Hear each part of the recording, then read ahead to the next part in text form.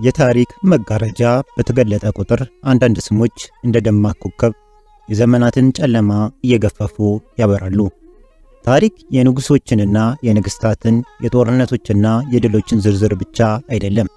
ይልቁንም በክፉ ቀን ለሀገር ጋሻ፣ ለወገን አለኝታ የሆኑ በግላዊ ጥቅምና በአገራዊ ክብር መካከል ምርጫ ሲመጣ ያለምንም ማመንታት አገርን የመረጡ የቁርጥ ቀን ልጆች የህይወት ማህደር ነው።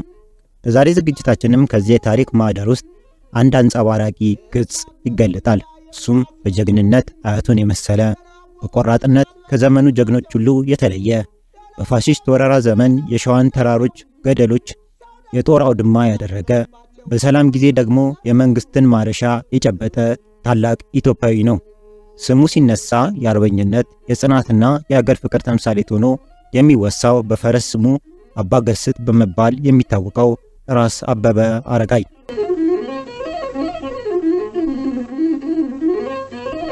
ታሪኩ የሚጀምረው በ19ኛው መቶ ክፍለ ዘመን ማለቂያ ኢትዮጵያ በዳግማዊ ምኒልክ መዳፍ አንድነቷ እየተገነባ በነበረበት ወሳኝ ወቅት ነው።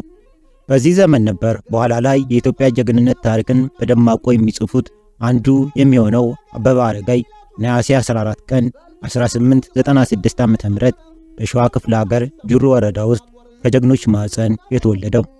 የአባቱ የኮሰሰውን እናቱ የለበሰውን እንዲሉ የአበበ ማንነቱ ከአረጉ ይመዘዛል። አባቱ አፈ ንጉሥ አረጋይ በቸሪ ሲሆኑ እናቱ ደግሞ ወይዘሮ አስካለ ማርያም ጎበና ናቸው። እዚህ ጋር የታሪክ ድርና ማግ ይተሳሰራል። ወይዘሮ አስካለ ማርያም ዝናቸው ከኢትዮጵያ አልፎ የተሰማው የሚኒሊክ የጦር አዝማችና ኢትዮጵያ ግዛትን አንድ በማድረግ ያስገበሩት የታላቁ ራስ ጎበና ዳጬ ልጅ ናቸው። ስለዚህ አበበ በደም ውስጥ የአንድ ታላቅ ጦር ስም የሚኒሊክ ቀኝ እጅ የነበሩት የራስ ጎበና ወላጅነት ይንተከተክ ነበር። ራስ ጎበና የጎሳና የነገድ ግጭት እንደ ሰዓት ይፋጅ በነበረበት ወቅት በብልሃታቸው በጀግንነታቸው ኢትዮጵያን በማረጋጋት ስማቸው ከፍ ብሎ የተጻፈ የጦር ሰው ነበሩ። አበበም ይህን የጀግንነት የአገር አንድነትን የማስቀደም ውርስ ከአያቱ የቀሰመ ይመስላል። ዘመን አልፎ ዘመን ሲተካ ሌላኛው የጎበና ሐረግ በሌላ የውጭ ወረራ ላይ ሊነሳ የታሪክ አጋጣሚ ተዘጋጀለት። የፍየል ወጠጤ ትከሻው ያበጠ ልቡ ያበጠበት እንዋጋ ብሎ ከነብር ላከበት። የማትረባ ፍየል 9 ትወልዳለች፣ ልጆቿም ያልቃሉ እሷም ትሞታለች። ታሪክ አንዳንድ ጊዜ እንደ ጥልቅ ባህር ነው። እላዩ ላይ ጸጥ ብሎ ሲታይ ከስሩ ግን ዓለማትን የሚገለብጥ ማዕበል አቅፎ ሊሆን ይችላል። የሰው ልጅ ሕይወትም እንዲሁ ነው። ታላላቅ ውሳኔዎች ከመወሰናቸው፣ ታላላቅ ጦርነት ከመከፈታቸው፣ ታላላቅ ጀግኖችም ማንነታቸው ከመገለጡ በፊት ብዙውን ጊዜ የሚታየው ተራ ሰላማዊና ያልታየ የሚመስል የሕይወት ምዕራፍ ነው። ይህ ምዕራፍ ለሚመጣው መከራ ኃይልን የሚከማችበት፣ ለሚጠበቀው ፈተና ስንቅ የሚቋጠርበት፣ ሳያውቀው ማንነቱ የሚቀርጽበት ወሳኝ ወቅት ነው። ከ1910 እስከ 1928 የዘለቀው የአበበ የግል ሕይወትና የሙያ መሰላል የተገነባበት በዚህ መስመር ነው። ነገር ግን ከአድማሱ ማዶ የፋሺስት የጦር ነጋሪት ድምፅ እየተደመጠ የነበረበት የማዕበሉ ዋዜማ ነበር።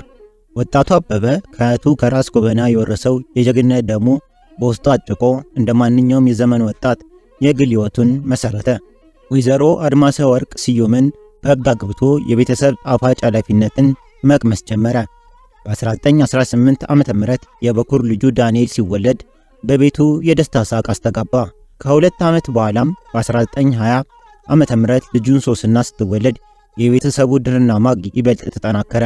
በዚህ ወቅት አበበ ወደፊት 5 ዓመታትን ሙሉ በጫካና በረሃ ከነዚህ ልጆች ተለይቶ እንደሚከራተት፣ የልጁ ዳንኤል ዕጣ ፋንታም ከራስ አርበኝነት ተጋድሎ ጋር ተሳሰረ እንደሚሆን ፈጽሞ አላሰበም ነበር። ይህ ወቅት ግን የፍቅርና የተስፋ የቤተሰብ ምስረታ ነበር። ነገር ግን የዕጣ ፋንታ መጸት ይህንን የደስታ ምዕራፍ ብዙ አላስቆየውም። የሕግ ባለቤቱ ወይዘሮ አድማሰ ወርቅ በሞት ስትለየው ቤቱ በሐዘን ጥላ ተዋጠ። ይህ ሐዘን ገና በወጣትነቱ የገጠመው ፈተና ምናልባትም ውስጣዊ ጥንካሬውን ጽናቱን የቀረጸለት የመጀመሪያው ትልቅ መከራ ነበር። ሐዘኑን በጉልበቱ ተቋቁሞ ልጆቹን በቅፉ ይዞ በ1921 ዓ.ም ወንደሰን አበበን የምትወልድለትን ወይዘሮ ቆንጂት አብነትን አገባ። ወይዘሮ ቆንጂት በኋላ ላይ በአርበኝነት ዘመን አብራው የምትሰደድ፣ በጠላት እጅ የምትማረክ፣ የጀግንነት ሸክም አብራው የምትሸከም የቁርጥ ቀን ሚስት ሆናለች። የሁሉ ጊዜ በጊዜ መጋረጃ ውስጥ ተሰውሮ ነበር። አሁን ላይ አበበ ቤተሰቡን እንደገና የመሰረተ፣ በልጆች የተከበበ፣ ኃላፊነት የሚሰማው የቤተሰብ አስተዳዳሪ ነበር። ያልፋል አንድ ሰሞን ችግርና ጦር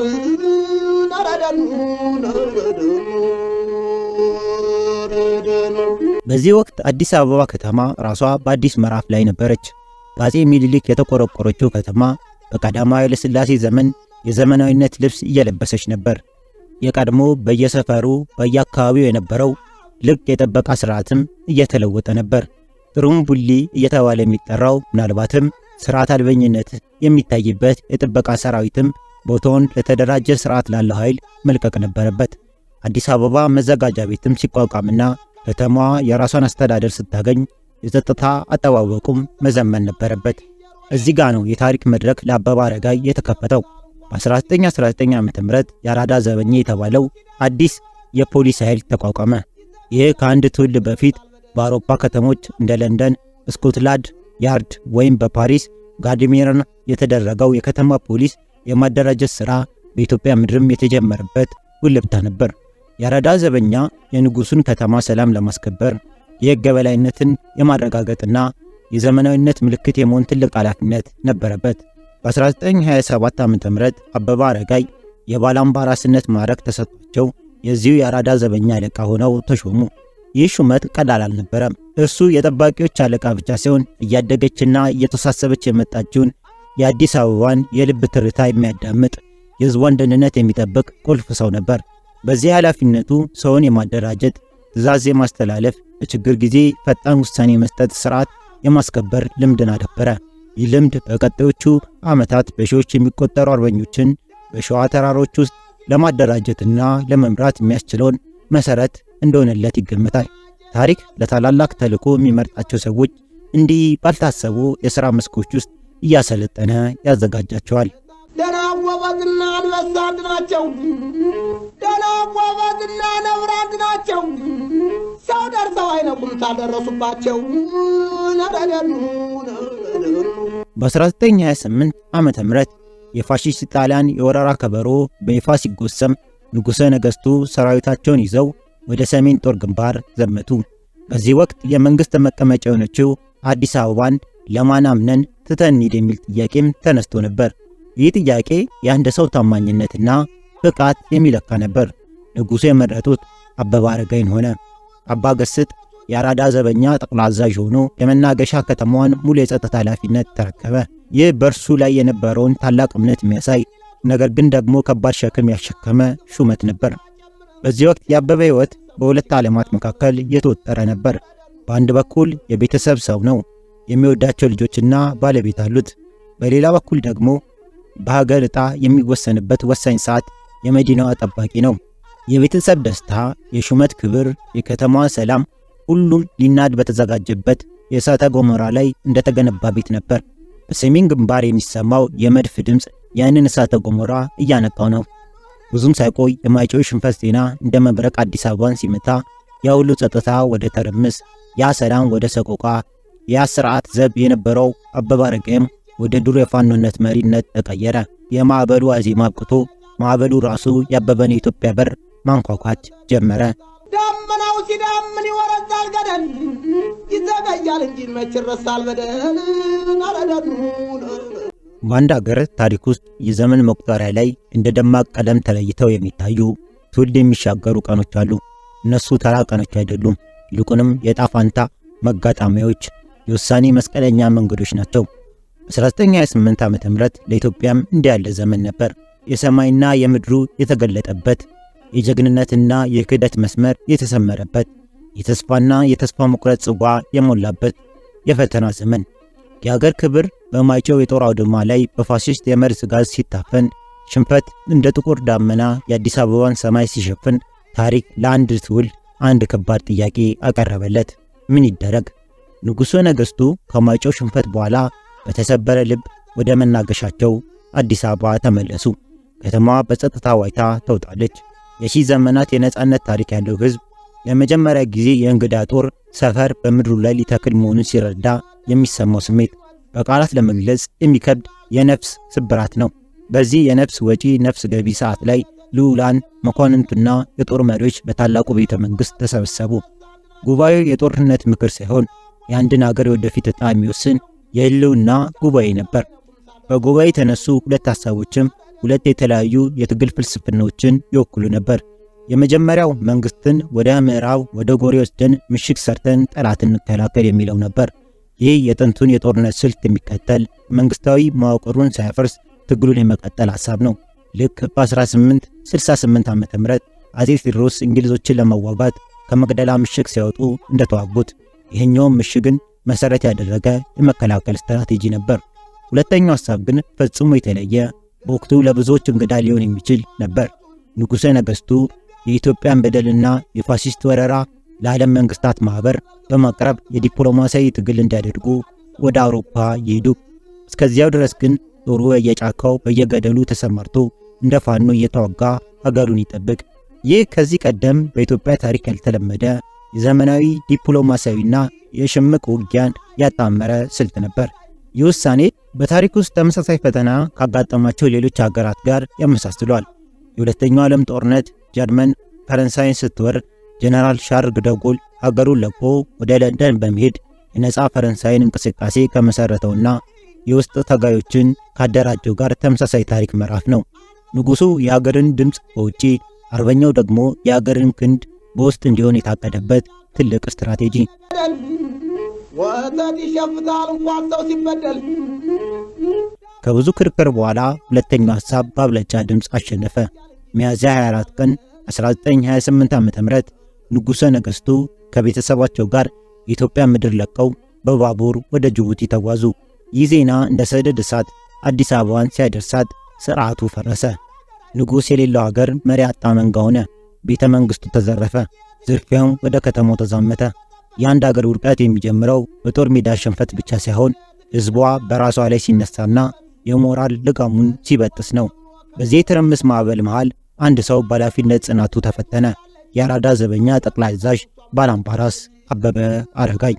እርሱ የሕግና የሥርዓት ዘብ ነበር። አሁን ግን የሚያስከብረው ሕግም ሆነ ሥርዓት የለም። የከተማው አስተዳዳሪ ብላታ ታከለ ወልደ ሐዋርያትና ሌሎች ሹማምንትም ተሰባስበው ሞከሩ። ዝርፊያውን በኃይል ለማስቆም መሞከር በገዛ ወገናቸው ላይ ደም ማፍሰስ ነው። ዝም ብሎ ከተማዋን ለጠላት አሳልፎ መስጠት ደግሞ ለዘላለም በታሪክ የሚወቀሱበት በሕሊና የሚከሰሱበት ታላቅ ውርደት ነው። ውሳኔያቸው ደግሞ የአርበኝነትን የመጀመሪያው ምዕራፍ የከፈተ ነበር። አዲስ አበባ የሥልጣኔ ምልክት የነበረችን ከተማ ለጠላት ትቶ በዱር በገደሉ መሽጎ የፋኖ ውጊያ መጀመር። ይህ የጋራ ውሳኔ ነበር። ነገር ግን ባላምባራስ አበበ አረጋይ ይህ ውሳኔ ወደ ግላዊ፣ ወደ ውስጣዊና ወደ መንፈሳዊ ምህላ ተቀየረ። እርሱ እንደ ብዙዎቹ ሹማምንት ለጣሊያን አድሮ በሹመትና በንብረት መኖር ይችል ነበር፣ ወይም ደግሞ ተስፋ ቆርጦ እጁን አጣጥፎ መቀመጥ። አበበ ግን ከእህቱ ከራስ ጎበና የወረሰውን የአገር ፍቅር ደም መረጠ። በዛች የጨለማ ሰዓትም በልብ ውስጥ አንድ የማይናወጥ ውሳኔ ወሰነ።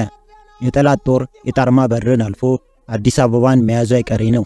ነገር ግን ይህ የፋሺስት ጦር እግሩ ሊረግጠው ቀርቶ በአውሮፕላን እንኳን ለማጥቃት በሚቸግርበት በሰሜን ሸዋ ገደላማ ምድር እመሽጋለሁ፣ በአዲስ አበባም የተከማቸውን የጠላት ጦር ሰላም እነሳለሁ ሲል ለራሱ መሐላ ገባ። ይህ ዝም ብሎ ቃል ኪዳን አልነበረም።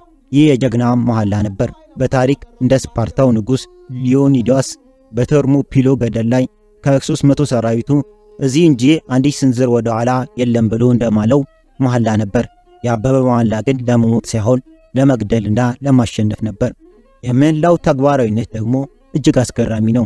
ሚያዝያ 8 ቀን 1928 ዓ.ም ይህ ቀን በታሪክ መዝገብ ላይ በሁለት ተቃራኒ ክስተቶች ተመዝግቧል። በአንድ በኩል የፋሺስት ጣሊያን ጦር በድል አድራጊነት ስሜት በከፍተኛ ስነ ስርዓት አዲስ አበባን ተቆጣጠረ። በሌላ በኩል ደግሞ በዛች ዕለት በዛች ቀን አበበ አረጋይ እናቱን፣ ባለቤቱን፣ ልጆቹንና ጥቂት ታማኝ ተከታዮቹን ይዞ የከተማዋን ምቾትና የሹመት ክብር ትቶ ወደ ሰሜን ሸዋ ወደ ግንቢቹ ጫካ ሸፈተ። ይህ ድርጊት የአንድ ሰው ጽናት ጥልቀትን ያሳያል። እርሱ ራሱን ብቻ አልነበረም ለመከራ የዳረገው፣ የሚወዳትን እናቱን፣ የምትወደውን ባለቤቱንና ገና ለሕይወት ያልጠነከሩ ልጆቹን ይዞ ነበር ወደማይታወቀው የዱር ሕይወት የገባው። ይህም ትግሉ የግሉ ሳይሆን የቤተሰብ የትውልድ እንደሆነ ያመነበት መሆኑን ያሳያል። የፋሺስት ጦር በአዲስ አበባ የድል ሰንደቁን ሲሰቅል፣ የአበበ አረጋይ ጉዞም ደግሞ የነጻነት ችቦን በሸዋ ተራሮች ላይ ለመለኮስ ነበር። የአርበኛው ምላ በቃል ተጀምሮ በተግባር የተፈጸመው በዚህ መልኩ ነበር። ደመናው ሲዳምን ይወረዛል ገደል ይዘገያል እንጂ መች ይረሳል በደል። አንድ ሀገር ስትወረር፣ ነጻነቷ ሲገፈፍ፣ ህዝቧ ሲዋረድ ተፈጥሮ ራሱ የምታምጽ ይመስላል። ተራሮች ምሽግ ይሆናሉ፣ ሸለቆችም መደበቂያ፣ ወንዞቿ ድንበር፣ ጫካዎቿ ደግሞ የእናት እቅፍ ይሆናሉ። ለሚቀጥሉት 5 የመከራ ዓመታት 1928 እስከ 1933 ዓመተ ምህረት የኢትዮጵያ መልክዓ ምድርም እንዲህ ነበር። በተለይም የሰሜን ሸዋ ጋራና ሸንተረር የፋሺስት ጣሊያን ጦር ያንበረከከ፣ የጀግኖችን ደም እንደ ጉንጉን አበባ ያበቀለ የአርበኞች መንግስት ሆነ። የዚህ መንግስት ንጉሥ ደግሞ በፈረስ ስሙ አባ ገስጥ በመባል የሚታወቀው የቀድሞ የአራዳ ዘበኛ አዛዥ የአሁኑ የዱር አንበሳ አበበ አረጋይ ነበር። ወደ ግንቢቹ ጫካ ሲገባ አበበ አብረው የነበረችው ትንሽ ቡድን እንጂ ሰራዊት አልነበረውም። ነገር ግን የነበረው ራዕይና የማይናወጥ ቁርጠኝነት እንደ ማግኔት በየቦታው ተበትነው የነበሩትን የአገር ፍቅር ስሜት ያላቸውን ሰዎች መሳብ ጀመረ። የክብር ዘበኛ፣ የአራዳ ዘበኛ ቅሬታዎች፣ ማይጨው ላይ ተበትነው የነበረው ሰራዊት ተዋጊዎች፣ እንዲሁም በፋሺስቱ ጣሊያን ግፍ የተማረሩ ገበሬዎች፣ ወጣቶች አባ ገስጥ ወደሚገኝበት እየመጡ ተቀላቀሉ። ብዙም ሳይቆይ ያቺ ትንሽ ቡድን ለጠላት እንቅልፍ የምትነሳ ስርዓትና መዋቅር ያላት የአርበኞች ጦር ሆነች። የአርበኝነት ሕይወት ግን በፊልምና በልብ ወለድ እንደሚገለጸው የጀብዱና የድል ብቻ አይደለም። ይልቁንም የሰቆቃ፣ የረሃብ፣ የስደት፣ የበሽታና የማያቋርጥ የመስዋዕትነት ሕይወት ነው። የሮቢን ሁድ ታሪክ በሽሩድ ጫካ ውስጥ የነበረው የጀብዱ ሕይወት ከአበበ አረጋይና ከአርበኞቹ የመከራ ጽዋ ጋር ሲነጻጸር የልጆች ጨዋታ ይመስላል። አርበኞቹ በቀን ከጠላት ጥይት፣ በሌሊት ከዱር አውሬና ከብርድ ጋር ሲታገሉ ነበር። ስንቃቸው የበቀለ፣ ልብሳቸው የሳሳ፣ መድኃኒታቸው የባህል እውቀት ነበር። ይህን መራራ የሕይወት ጽዋ የአበበ ቤተሰብ ከእርሱ ጋር በእኩልነት ቀምሰዋል። ይህ የአበበን ተጋድሎ ከሌሎች የዓለም ሸማቂ ተዋጊዎች ታሪክ ለየት የሚያደርገው አንዱ ገጽታ ነው። እንደ ቪየትናሙ ጀነራል ጂያፒ ወይም እንደ ኩባው ቼ ጉቬራ ቤተሰቡን ምቹ ቦታ አስቀምጦ ወደ ጫካ አልገባም። እናቱ፣ ባለቤቱን፣ ልጆቹ ከእርሱ ጋር አብረው ተሰደዱ። ገባ ገባ አድርገው ውጦ ቀበቱን፣ ገባ ገባ አድርገው ውጦ ቀበቱን፣ ልብ ያሰበው ነገር አይገኝለቱን። በልግፋ በልግፋ በልግፋ ጨምር ያልፋል አንድ ሰሞን ችግርና ጦር። በሰኔ ወር 1929 ዓ.ም በግንደ በረት በረሃ ውስጥ ባለቤቱ ወይዘሮ ቆንጂት አብነት ምጥ ያዛት። በዚች የመከራ ሰዓት በዙሪያ ያሉት ሞግዚቶች፣ አርበኞች፣ ጣሪያው የሰማዩ ከዋክብት ነበር። ወንድ ልጅም ተገላገለች። አበበ ግን አዲስ የተወለደውን ልጅ ለማቀፍ ባለቤቱን ለማስታመም ጊዜ አልነበረውም። የአርበኝነት ግዳጅ ይጣራው ነበርና ቤተሰቡን በአንድ መደበቂያ ቦታ ትቶ ከጦሩ ጋር ተጓዘ። ይህ ክፍተት ለባንዶችና ለጠላት ዕድል ሰጠ። የቤተሰቡ መደበቂያ ተጠቆመ። ወይዘሮ ቆንጂትም እንደታቀፉት ሕፃን ተማረኩ። የጀግና ሚስት ጀግና ናትና ለ3 ቀን ከቆየ ረሃብ በኋላ ጣሊያናዊ ወታደር የጣላላትን ደረቅ ዳቦ በእልህ መልሳ ወረወረችበት። ይህ ትንሽ ድርጊት የአርበኞቹንና የቤተሰቦቻቸውን የሞራል ልዕልና፣ በጠላት ፊት ያላቸውን የማይበገር መንፈስ የምታሳይ ታላቅ የታሪክ ምስክር ናት። ፈተናው በዚህ አላበቃም። የአበበ እናት የእህቱ ራስ ጎበና ልጅ ወይዘሮ አስካለ ማርያምም በጦር ሜዳ ቆስለው በጠላት እጅ ወደቁ። ገና በወጣትነቱም የጦርነት ጥበብ እንዲማር አበበ አብሮት ያዞረው የነበረው የበኩር ልጁ ዳንኤልም በአንድ ውጊያ ላይ እግሩ ላይ ቆስሎ ተማረከ። በደብረ ብርሃን እስር ቤት ውስጥም ያለምንም ሕክምና ቁስሉ እየመረቀዘ እንዲሰቃይ ተደረገ። የአንድ ሰው የአገር ፍቅር ለመስበር ከዚህ በላይ ምን አይነት የግል ሰቆቃ ሊደርስበት ይችላል? ጠላት የአበበን የውጊያ መንፈስ በቤተሰቡ ሰቆቃ ለመስበር ሞከረ። ልክ ሮማንያን ጠላታቸውን ሪጉለስን ከማረኩ በኋላ ወደ ካርቴጅ ልኮት ካላሳመንክ ቤተሰቦች ላይ እርምጃ እንወስዳለን እንዳሉት ጣሊያኖችም የአበበን ቤተሰብ እንደመያዣ ተጠቅመው ሊያስገብሩት ፈለጉ። አበበ ግን እንደ ብረት በሳት ተፈትኖ የበለጠ ጠነከረ። የግል ሐዘኑን ወደ ኃይል ለወጠው። የጦር ሜዳ ብቃቱ ከቀን ወደ ቀን እየተሳለ ሄደ። አባ ገስጥ የሚለው ስም በጠላት ሰፈር ውስጥ የድንጋጤና የፍርሃት ምልክት ሆነ። በአንድ ወቅት የጠላት አውሮፕላንን በእግረኛ ጦር ተኩስ አስመትቶ ሲጥል በዘመኑ እጅግ አስደናቂ ከነበሩት የጦር ገድሎች አንዱን ፈጸመ። ይህ ክስተት የአርበኞቹን የሞራል ልዕልና ከፍ ያደረገ፣ በጠላት ላይ ደግሞ የስነ ልቦናን ጫና ያሳደረ ነበር። አርበኞቹም በኩራት እንዲህ ሲል ገጠሙለት። ጠላት በአውሮፕላን በአየር ሲንደረደር የአርበኞቹ መሪ ደባለቀው ከፈር። አንተ አበበ አረጋይ ራስ ገስጥ የፋሽስት አንጎል የሚበጠብጥ ሲሉ አዜመውለታል። አበበ በጦር አመራር ብቻ ሳይሆን በግል ተዋጊነቱም ወደር አልነበረውም። አለሙ ተኳሽ ነበር። የጣሊያን ጦር አዛዥ በወታደራዊ መነጽር ባዮኖኩላር ሲያማትር አይቶ በአንድ ጥይት ሕይወቱን አሳጣው። የጠላትን ምሽግ እየተከታተለ የታጠቀውን ቦምብ እየፈታ በመወርወር በደርዘን የሚቆጠሩ ወታደሮችንም ይፈጅ ነበር።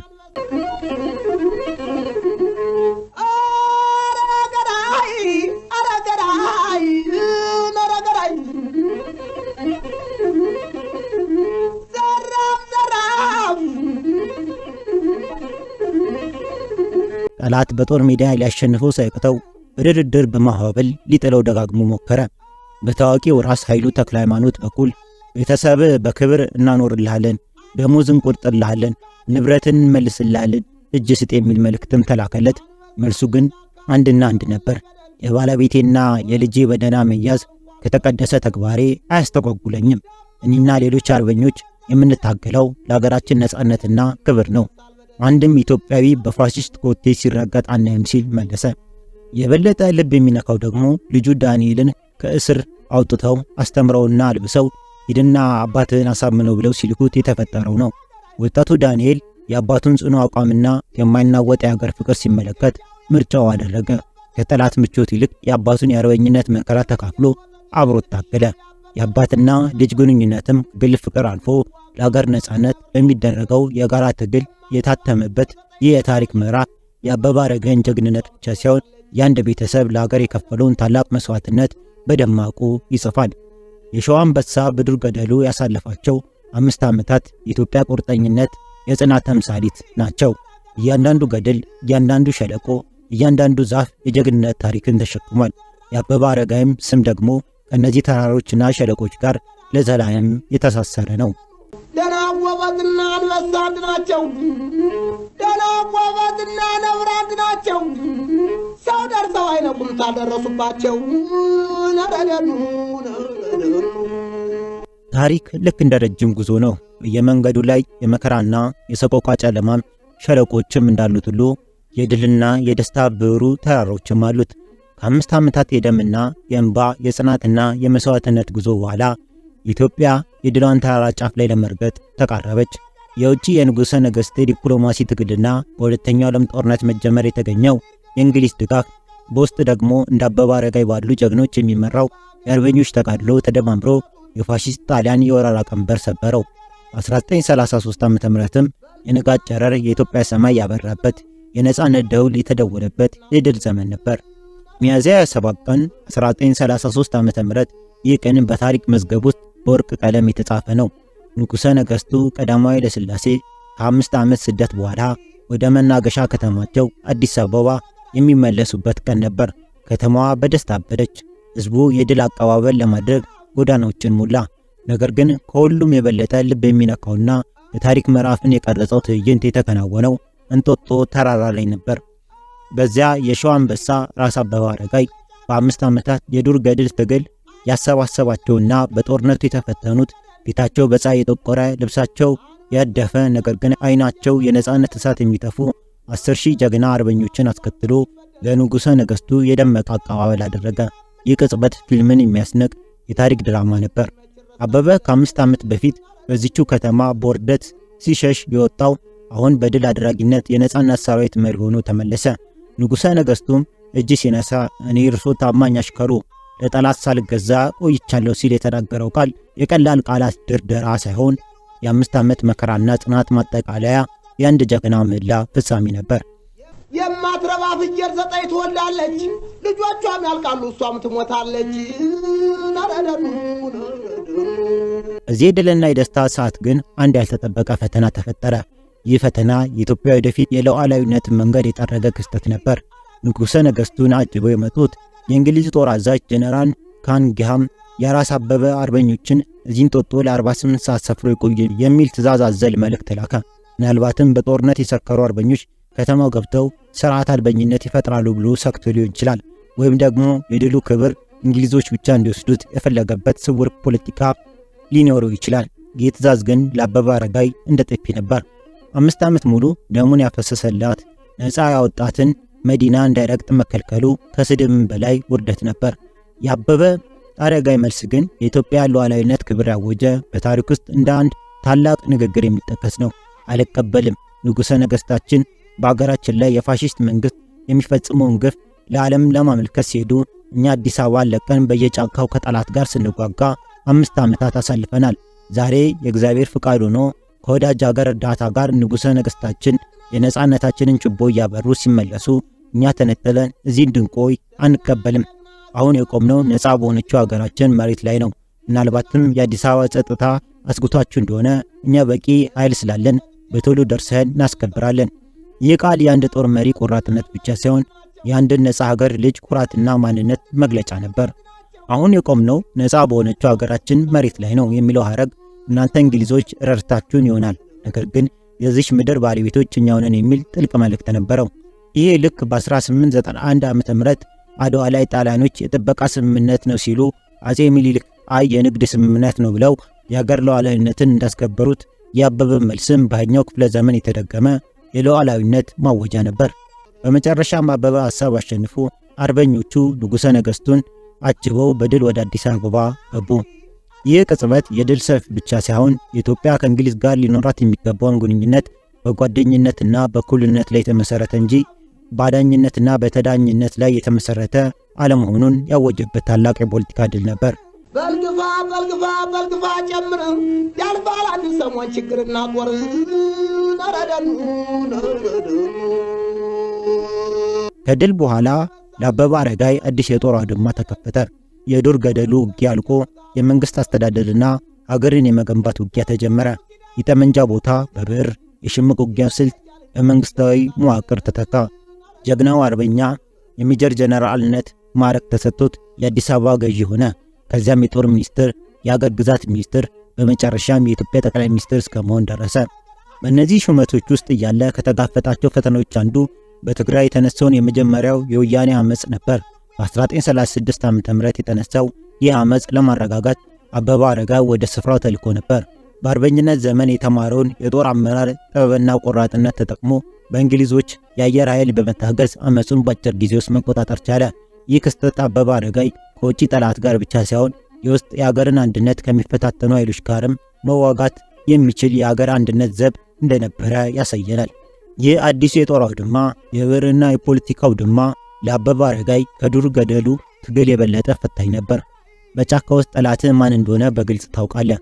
በፖለቲካው ዓለም ግን ወዳጅ ከጠላት እውነት ከሐሰት ለመለየት አስቸጋሪ ነው።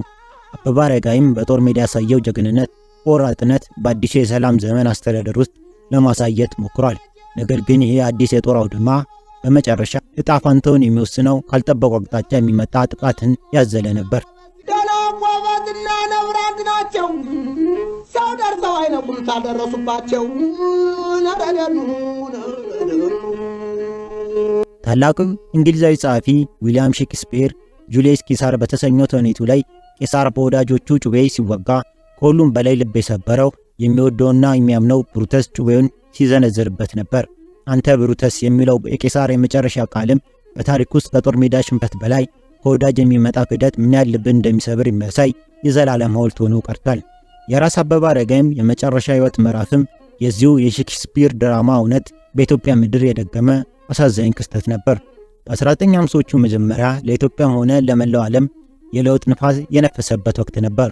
ቀኝ ግዛት በአፍሪካ ላይ የያዘው ጥፍር እየላላ አዳዲስ ነፃ ሀገራት እየተወለዱ ለውጥና ዘመናዊነት የሚሉት ቃላት የዘመኑ መዝሙሮች ነበሩ።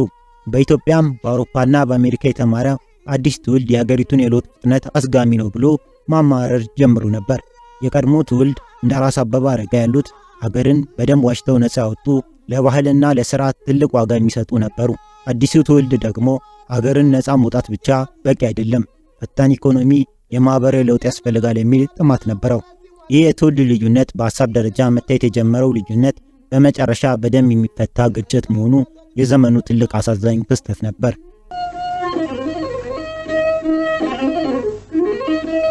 በ1953 ዓ.ም ታኅሳስ ወር ንጉሠ ነገሥቱ ብራዚልን ለመጎብኘት ከሀገር በወጡበት ወቅት በውስጡ ሲብላላ የነበረው የለውጥ ጥማት ወደ መፈንቅለ መንግስት ሙከራ ተቀየረ።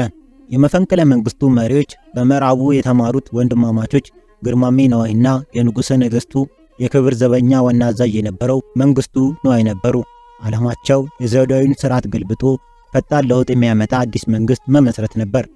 የታሪክ ምጸት እዚህ ጋር ነው። የመፈንቅለ መንግስቱ የጦር ኃይል ማዕከል የነበረው የክብር ዘበኛ ጦር ነበር። የጦር አብዛኛው አባላት በአርበኛ ዘመን የራስ አበበ አረጋይ የበታች ተዋጊዎች የነበሩ፣ እርሱ ራሱ ከጥፋት አትርፎ ያደራጀው ኃይል ነበር። አሁን ግን ያ ጦር በራሱ ባለቃው ላይ ጠመንጃውን እንዳያዞር ተደረገ። ራስ አበበ አረጋይም የሀገሪቱ ጠቅላይ ሚኒስትርና ሌሎች ከፍተኛ ባለስልጣናት በክብር ዘበኛ ወታደሮች ተይዘው በገነት ልዑል ቤተ መንግስት ታሰሩ። በዛች የእስር ምሽትም ራስ አበበ ምን አስቦ ይሆን 5 ዓመት ሙሉ የፋሽስትን ጥይት ቦምብ አምልቶ በሺዎች የሚቆጠሩ አርበኞችን እየመራ ሀገርን ነጻ ያወጣ ጀግና በመጨረሻ በገዛ ወገኑ እርሱ ባደራጀው ጦር እጅ መታሰሩ ምን አይነት ስሜት ፈጠረበት? ልክ እንደ ጁልየስ ቄሳር አንተም የክብር ዘበኛ ብሎ በልቡ አላለ ይሁን? ይህ ከጠላት ጥይት በላይ የሚያም ከጦር ሜዳ ቁስል በላይ የሚሰረሰር የክህደት ሰይፍ ነበር። መፈንቅለ መንግስቱ ሲከሽፍና የንጉሠ ነገሥቱ ጦር የበላይነት ሲይዝ አማጽያኑ በተስፋ መቁረጥ ስሜት የመጨረሻውን የጭካኔ እርምጃ ወሰዱ። ግርማሜ ነዋይ በእስር ላይ የነበሩትን ባለስልጣናት እንዲገደሉ አዘዘ። እንዲህም አለ፣ ሁሉ ነገር እንዳቀድነው አልሄደም። ነገር ግን ተልዕኳችን ስላልተሳካ ቢያንስ ኢትዮጵያን ከነዚህ ደም ጠጆች ማጽዳት አንዱ የተቀደሰ ተግባራችን ነው አለም። ይህ ቃል የሁለቱ ትውልዶች የዓለም እይታ ልዩነት በግልጽ ያሳያል። ለአዲሱ ትውልድ እና ራስ አበበ ደም ጠጆች የለውጥ እንቅፋቶች ነበሩ። ለቀድሞ ትውልድ ደግሞ እነርሱ የሀገር ባለውለታዎች፣ የነጻነት አርበኞች ነበሩ። በአንድ ሀገር ልጆች መካከል እንዲህ ያለ የመግባባት ልዩነት ሲፈጠር ውጤቱ ሁሌም አሳዛኝ ነው። በዛች የክህደት ምሽትም የሸዋ አንበሳ የአርበኞች ሁሉ አለቃ አባገስጥ ራስ አበበ አረጋይ ከሌሎች ሚኒስትሮች ጋር በመትረየስ ጥይት ተደብድቦ ወደቀ። ከፋሺስት ጥይትና ቦምብ የተረፈው ጀግና በወገኑ ጥይት ተመታ። የራስ አበበ አረጋይ ሕይወትና አሟሟት የኢትዮጵያን 20ኛው ክፍለ ዘመን ታሪክ በሙሉ ይወክላል። የጀግንነት፣ የሀገር ፍቅር፣ የመስዋዕትነትና የጽናት ነገር ግን ደግሞ የውስጥ መከፋፈልና የፖለቲካ ሽኩቻ ውጤት የሆነው አሳዛኝ ፍጻሜ ያሳየናል። እሱ ለሀገር ነጻነት ሲል ቤተሰቡን፣ ንብረቱን፣ ሕይወቱን አሳልፎ የሰጠ ቢሆንም መጨረሻ ግን ያቺ ሀገር ራሷ በወለደቻቸው ልጆች እጅ ሕይወቱን ቀማች። ታሪክ ግን ፈራጅ ነው። ዛሬ የመፈንቅለ መንግስቱ መሪዎች በታሪክ መዝገብ ውስጥ እንደ አንድ አወዛጋቢ ምዕራፍ ሲታወሱ፣ የራስ አበበ አረጋይ ስም ግን ከሀገር ክብር በላይ ምንም ነገር እንደሌለ፣ ለነጻነት የሚከፈል መስዋዕትነት ክብር እንደሆነ ለዘላለም ሲያስተምር ይኖራል። የጀግና ሞት በስጋ ቢሆንም ስሙና ገድሉ ግን በታሪክ ውስጥ ያው ነው።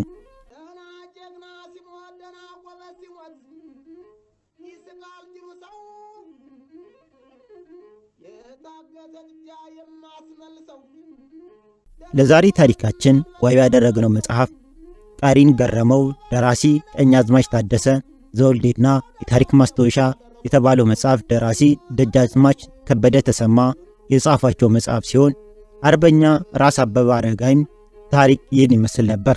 አብሮን ስለነበሩ እናመሰግናለን።